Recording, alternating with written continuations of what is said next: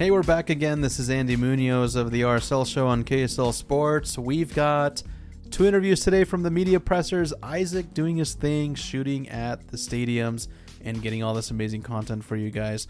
We're going to be hearing from Diego Luna, Moonboy, and we're also going to hear from Emeka and Eneli. Just 2 interviews today. So first, we're going to start with Diego Luna, and then we'll finish with Emeka and Eneli. Keep it here over the next few days. We're going to be releasing a ton of episodes until we are able to get the full squad back. And then also, we've got some really, really cool, exciting news heading into the weekend about changes at the RSL Show. And then also, we've got a second announcement that I'm super excited for, and I think Alex Napolis is going to be super excited for. So again, thank you guys so much for listening to the show. Let's get it started. And again, you can find the video version of this podcast on YouTube, the RSL Show. And remember to check out kslsports.com for the latest Real Salt Lake news. Also, we posted a assistant coach show yesterday, so go back and make sure you listen to that. Some really, really good insight into the new coaches around Pablo Mastroeni. So again, check out that show, then come back to this one if you haven't listened. And remember to have a great Wednesday. See you guys soon. Congrats on the call-up to the national team. How was that whole experience? Thank you, and it was awesome. It was a great experience. I think I learned a lot, and I think it was good to start my year off like that. So awesome. And now that you're coming back into RSL preseason, what are you kind of looking to bring back from that, and then from last season as well, kind of carrying over into this season? Yeah, I think I ended the year off well. I think I started off the year off well with the camp. I think I performed well there. So I think just going off that and continue the momentum and heading to Portugal, and then the next 2 weeks after that, getting ready for that game. So I'm excited, and I think it's just about continue to do what I'm doing. Have you had a chance to get to know like some of the new coaches that came in or some of the new players that have come in this preseason? Yeah, I think today was my first day back in training, so I think I got to meet the coaches and I got to talk to all the players and connect with them, so it was good, and everyone seems really nice, and I'm excited for this year. The team just brought in another USL guy, Fidel, kind of a similar path that you took to RSL. What was it like to get to know him, and maybe what do you see from him potential-wise coming into this year?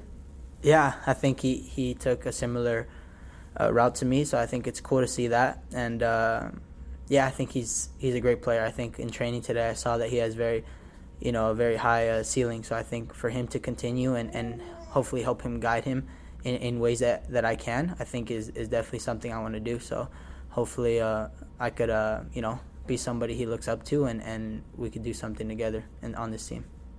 The fans are all hoping you'll recruit him to the U.S. Yeah. Lastly for me, I was just going to ask you about some of the guys that left this offseason. Demir, Sava, Rubio, Jasper as well. What do those guys mean to this team, and I guess maybe what are you going to miss most about those guys? Yeah, I think all those guys were huge aspects to the team, huge players. So I think individually they brought something to the team, and I think it's something that we're all going to miss. And yeah, it's definitely a big hit, but I think everybody has their own career, so wherever they end up, we hope the best for them. And I think now it's focusing on who's here and who's gonna help us this year. So I think that's what our mindsets need to be on, and yeah.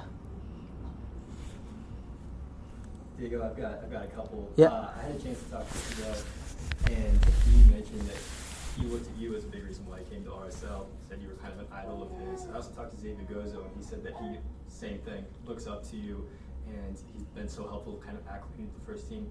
What is it kind of like now, kind of being, I know you're so young, but now kind of taking on this almost leadership role for these younger players?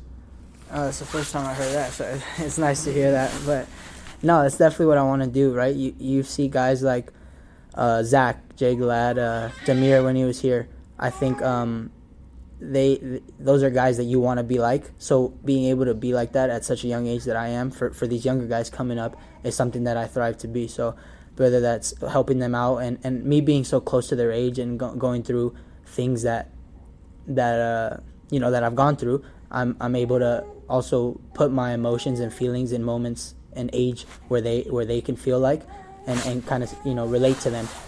So I think it's helpful in that way, and I think I've matured faster than a 20-year-old has. So I think it's being able to be that close in age and help them and put myself in their shoes and things that they're feeling and things that they need to work on at a young age to be successful is something that I'm excited for them.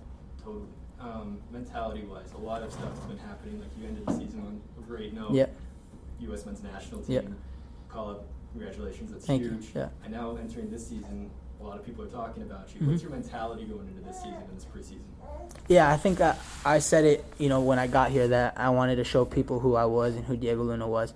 And that may have taken, an extra 6 months more than I like to. But I think wherever I've gone, I think I've shown who I am, and I think I've rose to the occasion. And that's what I want to continue to do here, because I don't think I've even scratched the surface of who I can be and the player I am. So I think I just want to continue with the same mentality, continue to work hard, stay humble, and continue to show everybody who I am, and of course do it for RSL. Absolutely. Yep. And goals going into this year. Do you have any personal goals that you want for both RSL and yourself? Yeah, definitely. There's a lot of big things in mind. We got big tournaments with the U.S. We got the Olympics. We got Copa America, and there's a lot of things that are going into that. So of course, making those rosters, making at least one of those rosters, and of course, with RSL, starting every day now, I want to continue to showcase myself and perform. And into the season, I want to lead the team in goals and assists. I want to be, that guy that we can rely on, and somebody that we can, when things are tough, that I can show up for my team and go through and put pressure on my shoulders, So that's somebody who I want to be, and that's some of my goals. Absolutely. How Yeah. excited are you for Miami? Yeah, that's it was a great thing to see, to really want the season to begin quick. It's probably the biggest game you could ask for in MLS, away at Miami as a season opener. So I think it was pretty cool that we got that, and I'm excited for that. So it's definitely something I'm looking forward to. What were some of the, lessons you learned about the team, the league, yourself, late in the year when you really kind of emerged? Obviously, you had a big playoff series against Houston. How do you kind of use that as motivation or as a stepping stone into 2024? Yeah, I think you said it right. I think it's definitely a stepping stone for me to really end the season off like that, and show myself, maybe, when confidence was low, middle of the year, beginning of last year, to really pick myself up and work through all that, the downs in the season that I had, and to end the note off strong like that, to showcase myself and build my own confidence, knowing that reminding myself that I can do it, and I know who I am. So I think ending the season off like that is something that was really great, to have that confidence and hopefully continue that, and knowing that, I'm that player, and I could, like I said, have that pressure on me and push through for my team, and really, have other guys rely on me and stuff like that when time's needed. How was the week in Orlando and San Antonio? It seemed like in the game the other night you played pretty similar to how I think Pablo wants to use you this year, with starting out on the left, maybe having a free roll inside as well. Obviously changes on the roster here, but the energy seems really high, and I know Pablo said yesterday, he told all of us, like, usually when guys come back from national team camp, they're flying, and it raises the level for the whole group. Yeah, no, definitely. I think it was very similar to how I wanted to play, how I was playing here. So to go over there and just, tweak on a little bit of things with, the different formation, different coach. So having to understand the way that coach wants to play, and then coming back here and now switching it back to club, to Pablo. So I think I'm excited, and yeah, definitely to play in that, whatever role I play in this year. I think it's just to showcase myself and help the team. What are your thoughts on having Mark Lowry part of this organization now with the Monarchs head coach?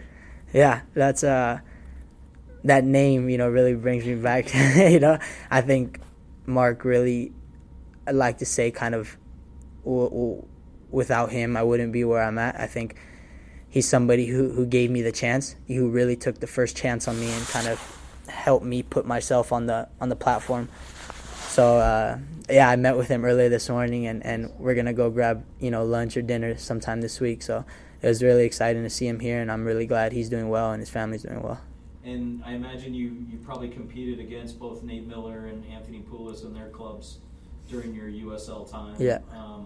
They have raved about this club and the opportunity to work with Pablo, but what are your just thoughts on them as coaches now, part of this first team? Yeah, I think it was my first time meeting them today, so I think I'm excited to get to work. They seem like great people, and I'm excited to see what they have in store for this year, and and yeah, I'm just excited.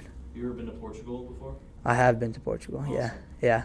I'm excited for that. Yeah, this tournament should be fun. Hopefully, Chicho will join you out there. Yeah. And we can get rolling. Yeah, that's what I'm looking forward to. Go to Portugal, get 3 wins, and then come back here and let's start the month of February.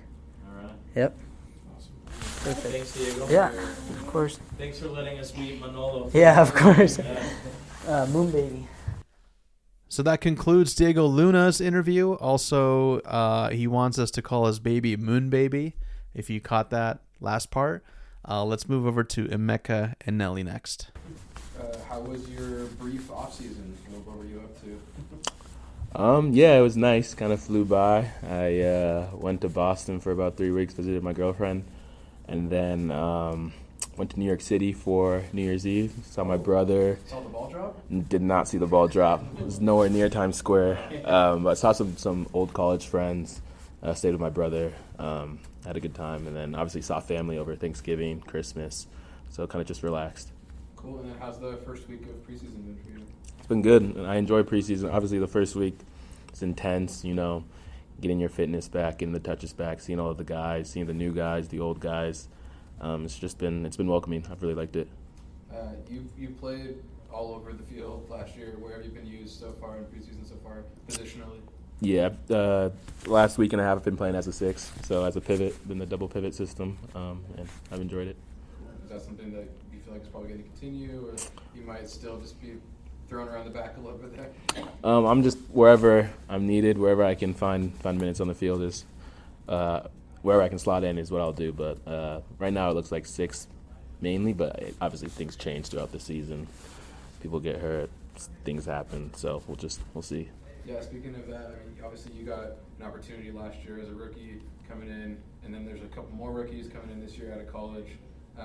What does it take, I guess, for those rookies coming in through the draft, coming out of college, to be able to, break through and get an opportunity like you were able to last year? I think a lot of it's about perseverance and really sticking at it, because even me, I went to the first 3 weeks of preseason, then I got hurt. I was out for 6 weeks, came back, had to regain my fitness, try and win my spot again. So it's not going to be a smooth transition, always a smooth ride. It's going to be ups and downs, but make sure that you can, work hard throughout all of it. And if you do that, you'll hopefully get your chance and then hopefully be able to succeed.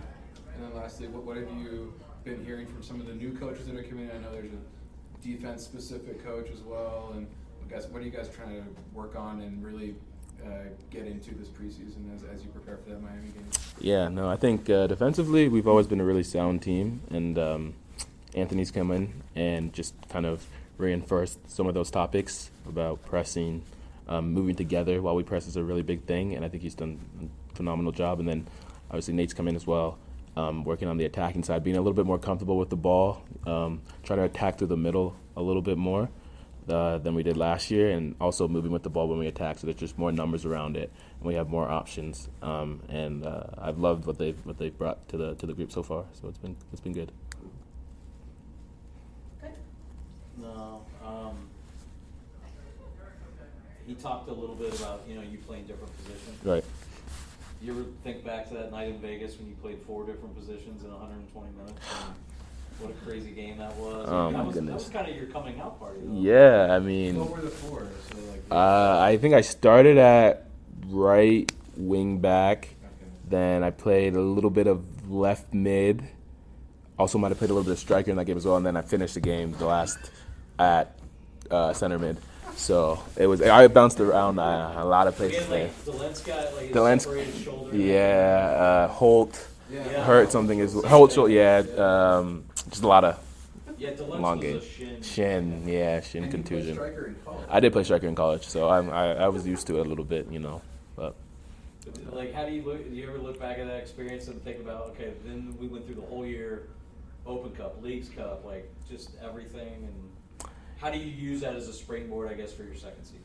yeah, no, I think it just reminds me how you just have to take the opportunity when it arises for you. Wherever you're put at, as long as you can really just put your best at it, I think then you can succeed. So hopefully coming into my second year, just want to do more of the same.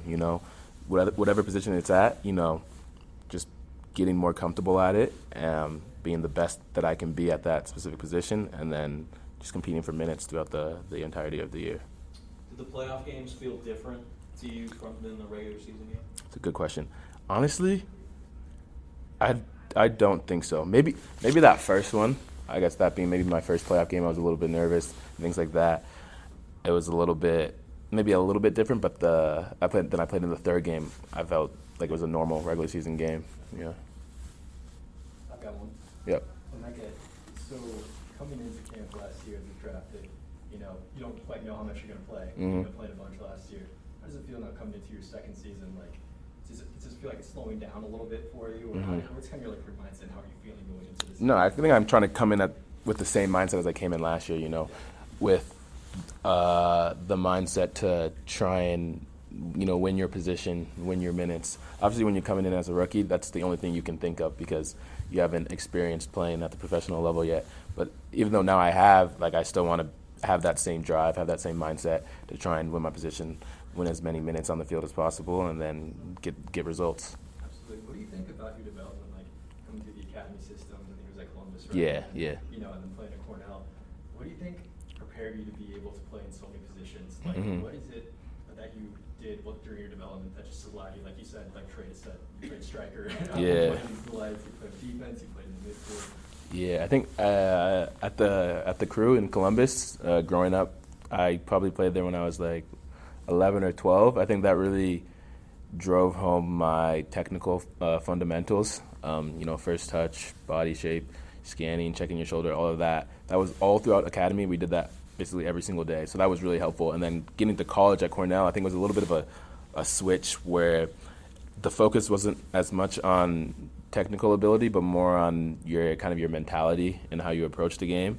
So I know my coach at Cornell wanted you to become a mentality monster. So I think Cornell helped me with that, and I think that also helps you tackle when you go different positions, different things. To always trying to just approach it in the same way with the same mentality that you want to be the best that you can be at it. So I think both of those things at the Crew and then at Cornell have helped me mold me into the player that I am today.